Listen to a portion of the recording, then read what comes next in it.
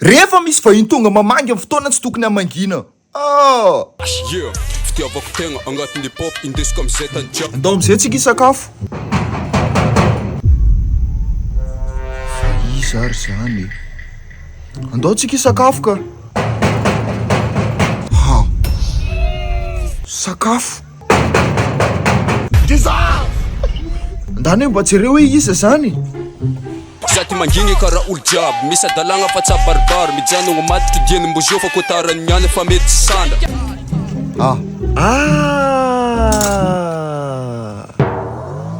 Fa iza mo? Zanako ny anadany zokony reninareo. Ay, midira re. Fa iza le teo? Salama rainy a.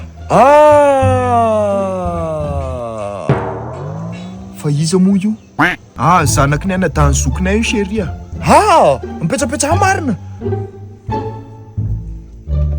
De ina hono nahatongavanareo amin'ity atoandro be ity? Amin'ny atoandro fisakafoanana. Mba mamangimangy rea. God have mercy upon us. Ty zany le zanakareo iny. Izy io ka manao médecine io za koa ne dokotera, vétérinaire anao. Dokotera zany mahafantatsa ny fotoana azo amangina. Ao le zay mety tsy manam-potoana hafa ne izy. Fa nga tsy tokony hisakafo amizay atsika. Eny marina, ina moa loka atsika Alvin? Yo, ikiteny kay. Baranjely sy voapo.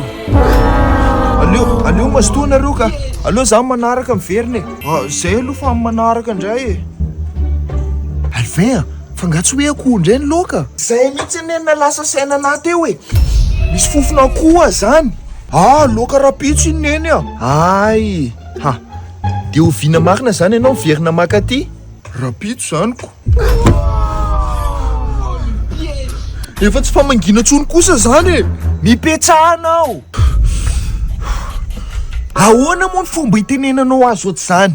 Fianakaviantsika ne izy e. Izy nanasa ny vodinao tamin'ny mbola kely. Ka tsisy zavatra tokony adivanao aminy mihitsy. Tonga pitso izy. Ho antsika afaka pitso le akoho.